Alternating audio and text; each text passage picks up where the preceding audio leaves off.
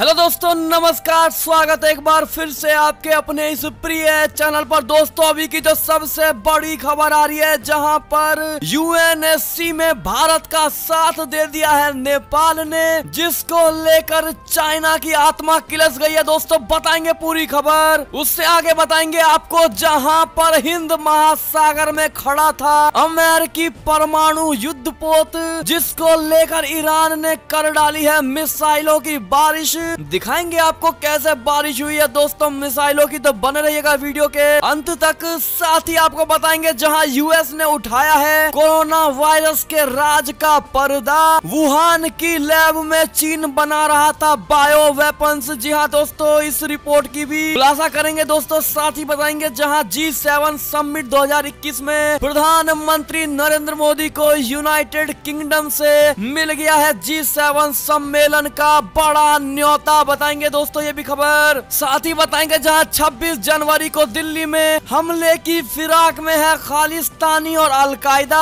जैसे आतंकी संगठन, जिसको लेकर केंद्र की सरकार ने क्या कदम उठाया है दोस्तों, इसको भी डिस्कस करेंगे। साथ ही राष्ट्रपति बनने के कुछ ही घंटे में काफी कुछ बदल देने वाले हैं जो बाइडेन। जी हाँ दोस्तों, राष्ट्रपति बनते ही ये सारे कदम उठाने वाले हैं। वो कौन कौन से कदम है आपको बताएंगे दोस्तों, तो बने रहिएगा वीडियो के अंत तक। और खबर में आगे बढ़ने से पहले, अगर आप भी मानते हैं कि मोदी जी है तो हर चीज संभव है और भारतीय सेना है तो हमारा देश गर्व से जी रहा है, तो इस वीडियो को हमेशा की तरह भी कर दीजिए लाइक, चैनल को कर दीजिए सब्सक्राइब, बेल आइकन दबाइए, साथ ही कमेंट बॉक्स में लिख दीजिएगा जय हिंद। जी हाँ दोस्तों, तब चलते हैं पहली और सबसे बड़ी एक्सक्लूसिव खबर की तरफ, जहां पर नेपाल ने यूएनएससी में भारत की सदस्यता का कर दिया है समर्थन। केपी शर्मा ओली पर बौखला गया है चाइना। बता दें, नेपाल ने भारत की संयुक्त राष्ट्र सुरक्षा परिषद यानी यूएनएससी में अस्थायी सदस्यता का समर्थन कर डाला है। इसके बाद चीन ने नेपाल के इस बड़े कदम पर अपनी नाराजगी जाहिर की है। दरअसल नेपाल के विदेश मंत्री प्रदीप ग्यावली गुरुवार को 3 दिवसीय भारत दौरे पर पहुंचे थे, जिसके बाद नेपाल के विदेश मंत्री ने शुक्रवार को भारत के विदेश मंत्री एस जयशंकर से मुलाकात की है। इस मुलाकात के दौरान प्रदीप ग्यावली ने भारत के साथ कई महत्वपूर्ण मुद्दों पर बात की दोस्तों, लेकिन जब मीडिया में नेपाल द्वारा भारत के लिए संयुक्त राष्ट्र सुरक्षा परिषद के स्थायी सदस्यता का समर्थन करने की बात सामने आई, तो चीनी राजदूत ने उसी शाम नेपाल के प्रधानमंत्री केपी शर्मा ओली से मिलकर उनके निर्णय पर अपना ऐतराज जताया। और दोस्तों, जिस प्रकार से नेपाल ने भारत की यूएनएससी में सदस्यता का समर्थन किया है, जिसके बाद चाइना बौखला गया है दोस्तों। और चाइना के मंत्री ने नेपाल की तरफ इस तरह से बातें कही है दोस्तों और आंखें दिखाई है, जिस प्रकार से जब हम किसी को कहते हैं कि हम तुम्हें आगे बताएंगे, उस लहजे में चाइना की बौखलाहट सबके सामने आई है दोस्तों। वैसे में देखना ये होगा कि नेपाल चीन के रिश्तों में क्या खटास आती है या फिर ऐसा ही रिश्ता रहता है। इससे जुड़ी जो भी बड़ी खबरें आएगी हम आपको सबसे पहले बताएंगे दोस्तों, इसलिए वीडियो को शेयर करना बिल्कुल मत भूलेगा। चलते हैं एक और खबर की तरफ, जहां हिंद महासागर में खड़ा था अमेरिकी परमाणु युद्धपोत, ईरान ने की है मिसाइलों की बारिश। बता दें, अमेरिका के साथ चल रहे तनाव के बीच ईरान ने एक साथ दर्जनों मिसाइलें दागकर अपने सबसे बड़े शत्रु का कड़ा संदेश दिया है। ईरान के रिवॉल्यूशनरी गार्ड ने शुक्रवार को ग्रेट प्रोफेट 15 युद्धाभ्यास को अंजाम दिया। इस दौरान रेगिस्तानी इलाके से मोबाइल लॉन्चर के जरिए दर्जनों मिसाइलों को एक साथ दागा गया है दोस्तों। युद्धाभ्यास के दौरान ईरान ने दुश्मन पर बम बरसाने वाले आत्मघाती ड्रोन का भी दुनिया के सामने प्रदर्शन कर डाला। ईरान ने यह परीक्षण ऐसे समय पर किया है जब परमाणु हथियारों लैस अमेरिकी विमान वाहक पोत USS निमित्ज इन दिनों हिंद महासागर में खड़ा है। ईरानी मिसाइलों में एक मिसाइल अमेरिकी विमान वाहक पोत से मात्र 100 मील की दूरी पर जाकर गिरी है दोस्तों। बड़ी ही चौंकाने वाली खबर मानी जा रही है। ऐसे में अमेरिका अब ईरान पर कड़ा एक्शन लेने वाला है दोस्तों। जिस प्रकार से ईरान अमेरिका में अभी राष्ट्रपति शपथ का कार्यकाल चल रहा है, ऐसे में राष्ट्रपति इन सब से निपटने के बाद ईरान को कड़ा संदेश देने वाले हैं खुफिया एजेंसी के थ्रू।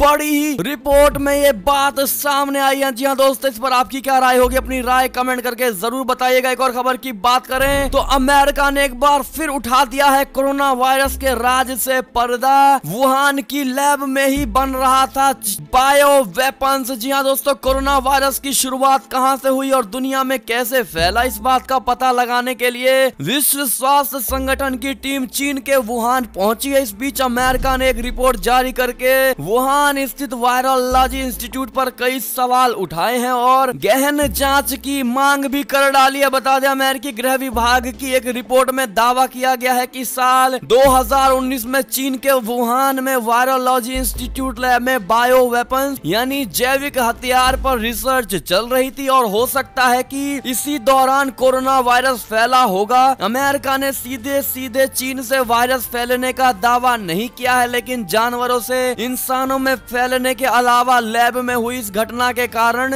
वायरस लीक की संभावनाओं का जिक्र करते हुए जांच की मांग कर डाली है। दोस्तों, ऐसे में अमेरिका ने ये बड़ा खुलासा किया है अपने रिपोर्ट के जरिए। इस पर भारत सहित अन्य देश किस प्रकार से एक्शन लेते हैं दोस्तों, ये देखना लाजमी होगा, तो जुड़े रहिएगा हमारे साथ। एक और खबर की बात करें तो G7 समिट 2021 को लेकर बड़ी खबर। प्रधानमंत्री नरेंद्र मोदी जी को यूनाइटेड किंगडम से मिला है G7 सम्मेलन का न्योता। बता दें, यूनाइटेड किंगडम के प्रधानमंत्री बोरिस जॉनसन ने भारत के प्रधानमंत्री नरेंद्र मोदी जी को G7 शिखर सम्मेलन में हिस्सा लेने के लिए आमंत्रित कर डाला। बता दें कि G7 शिखर सम्मेलन इस साल यूनाइटेड किंगडम यानी इंग्लैंड के कॉर्नवॉल में 11 से 13 जून को आयोजित किया जाएगा। G7 समिट में दुनिया के 7 प्रमुख देशों के राष्ट्राध्यक्ष हिस्सा लेंगे। G7 समिट में जलवायु परिवर्तन की चुनौतियों और कोरोना वायरस महामारी के संकट से निपटने के बारे में चर्चा हो सकती है। दोस्तों, जान ले कि G7 शिखर सम्मेलन 2021 में भारत के अलावा साउथ कोरिया और ऑस्ट्रेलिया के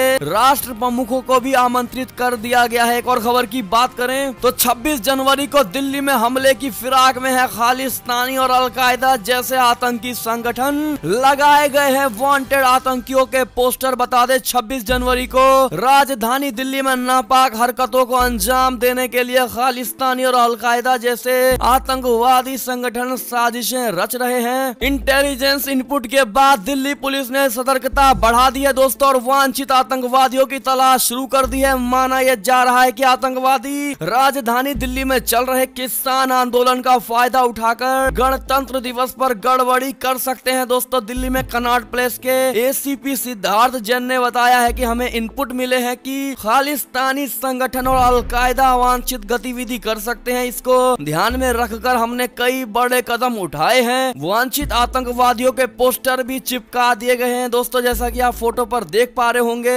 ऐसे में अगर एक और खबर की बात करें तो राष्ट्रपति बनने के कुछ ही घंटे में काफी कुछ बदल जाएगा। बदल देंगे जो बाइडन। मुस्लिम देशों पर लगा बैन भी हटा दिया जाएगा। बता दें, जो बाइडन के अमेरिका के राष्ट्रपति बनने के लिए तमाम प्रक्रिया पूरी हो गई है। अब बस शपथ का है इंतजार। लेकिन राष्ट्रपति का पद हासिल करने से पहले ही जो बाइडन ने उन कार्यों की सूची तैयार कर ली है जिन्हें वे शपथ वाले दिन ही पूरा करेंगे। CNN की रिपोर्ट के मुताबिक बुधवार को शपथ लेने के बाद जो बाइडन करीब 12 अहम फैसले लेने जा रहे हैं। इन फैसलों का असर न सिर्फ अमेरिका बल्कि पूरी दुनिया पर भी पड़ेगा। दोस्तों, बता दें आपको, जो बाइडन के चीफ ऑफ स्टाफ बनने जा रहे रॉन क्लेन के एक मेमो से खुलासा हुआ है कि कुर्सी पर बैठने के बाद पहले ही दिन जो बाइडन 12 एग्जीक्यूटिव ऑर्डर पर हस्ताक्षर करेंगे। इन एग्जीक्यूटिव ऑर्डर के जरिए अमेरिका वापस पेरिस जलवायु समझौते से जुड़ जाएगा। साथ ही मुस्लिम देशों पर लगाया गया ट्रैवल बैन भी खत्म कर दिया जाएगा। ऐसे में दोस्तों, इन एक्शनों को आप सही मानते हैं या कुछ एक्शन को आप गलत मानते हैं, कमेंट करके जरूर बताइएगा जिसको आप गलत मानते हैं। एक और खबर की अगर बात करें तो रसिया ने भारत समेत 4 देशों की उड़ानों पर लगी रोक को हटा दी है। दोस्तों, 27 जनवरी से शुरू होंगी फ्लाइट्स। बता दें, रूस ने कोरोना वायरस के नए स्ट्रेन को लेकर कई देशों की उड़ानों पर लगाए रोक को हटाने का फैसला कर लिया है। रूसी सरकार ने कहा है कि भारत, फिनलैंड, वियतनाम और कतर की फ्लाइटों को 27 जनवरी से फिर से शुरू किया जाएगा। हालांकि इसके लिए कोरोना गाइडलाइन को मानना जरूरी होगा। एक और खबर की ओर चलें तो इस्लामिक स्टेट ने आर्मी बेस पर बोला धावा, रात भर लड़ी लड़ाई और कर लिया बेस पर कब्जा। बता दें, नाइजीरिया में इस्लामिक स्टेट ने एक आर्मी बेस पर धावा बोलकर उसे अपने कब्जे में कर लिया है। इसके लिए इस्लामिक स्टेट की शाखा Islamic State West Africa Province ने शुक्रवार की रात को आर्मी बेस पर जोरदार धावा बोला और रात भर की लड़ाई के बाद बेस को अपने कब्जे में कर लिया है। जी हाँ दोस्तों, ये इस्लामिक स्टेट के सहयोगी संगठन की बड़ी जीत मानी जा रही है, क्योंकि एक सप्ताह पहले मार्ते स्थित इस बेस पर हमला बोला था, लेकिन तब वो नाकाम हो गए थे। जी हाँ दोस्तों, ऐसे में ये सारी बड़ी खबरें हमने आपको सुनाई है। आपको जरा भी एक भी खबर अच्छी लगी हो तो इस वीडियो को हमेशा की तरह अपने भाई बंधुओं में व्हाट्सएप, फेसबुक, ट्विटर के जरिए पूरे भारत में शेयर करना बिल्कुल मत भूलेगा दोस्तों। और अभी कर दीजिए इस वीडियो को लाइक, चैनल को कर दीजिए सब्सक्राइब, बेल आइकन दबाइए, साथ ही